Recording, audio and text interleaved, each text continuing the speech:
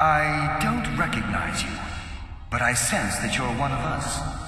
Who are you?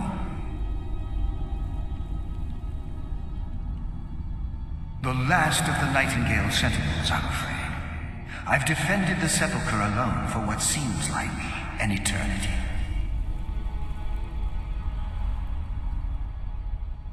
We were betrayed by one of our own kind. In fact, I'm to blame for what's happened here.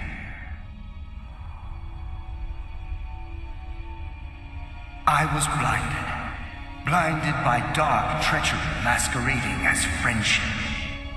Perhaps if I had been more vigilant, then Mercer Frey wouldn't have lured me to my fate and stolen the skeleton key. I haven't heard that name in a long time. How do you know of me? The key! You have the skeleton key!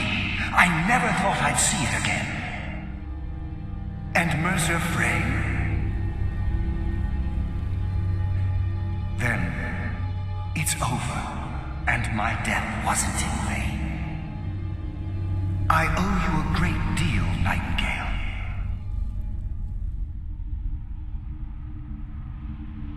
That's quite a noble sentiment for someone in our, well, in your line of work. My only regret is that you had to undertake this task alone. Carlisle? She's still alive?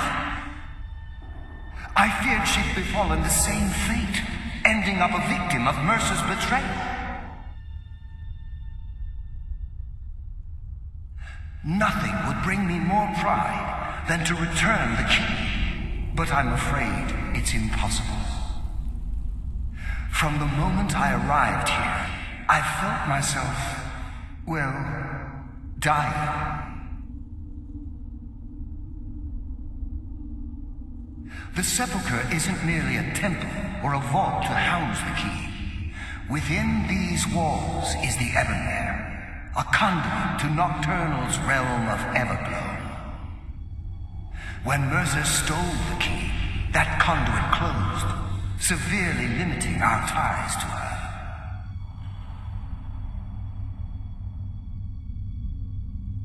I'm afraid so. I'm weakening, and I can feel myself slipping away. The years without restoration of my power have taken their toll. Whatever damage has been caused can only be corrected by following the Pilgrim's path to the Evie and replacing the key.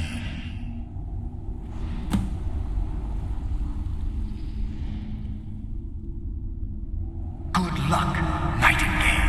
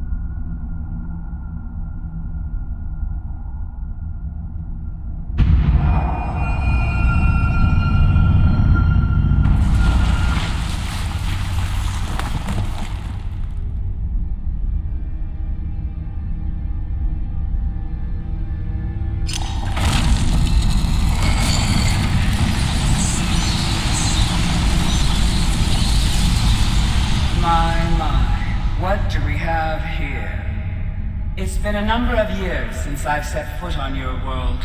Or perhaps it's been moments. One tends to lose track. So, once again, the key has been stolen, and a champion returns it to the Sepulcher. Now that the Ebenmere has been restored, you stand before me awaiting your accolades. A pat on your head, a kiss on your cheek. What you fail to realize is your actions were expected and represent nothing more than the fulfillment of your agreement. Don't mistake my tone for displeasure. After all, you've obediently performed your duties to the letter. But we both know this has little to do with honor and oaths and loyalty. It's about the reward, the prize. Fear not. You'll have your trinkets, your desire for power, your hunger for wealth. I bid you to drink deeply from the Ebenmere mortal, for this is where the agent of Nocturnal is born. The oath has been struck, the die has been cast, and your fate awaits you in the Everglow. Farewell, Nightingale. See to it the key stays this time, won't you?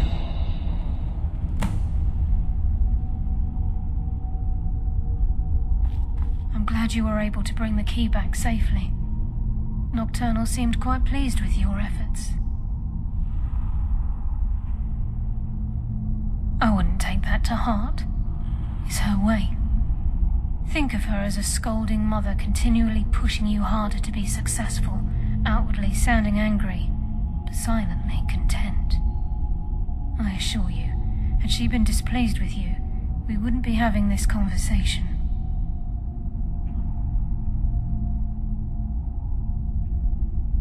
The circles at the base of the Ebenmere imbue you with powers befitting a Nightingale agent. The crescent moon represents the agent of stealth, the half moon for the agent of subterfuge, and the full moon for the agent of strife. This is Nocturnal's way of maintaining balance.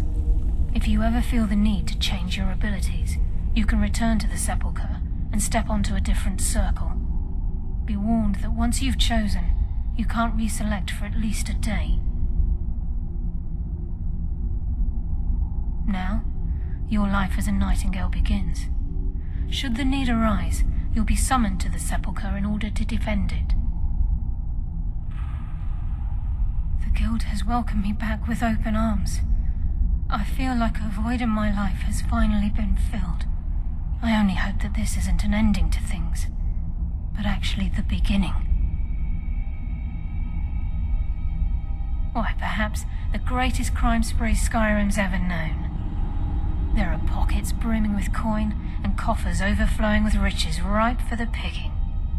We may be Nightingales, but in our hearts we're still thieves, and we're damn good at what we do. Choose your path, and your journey will be complete.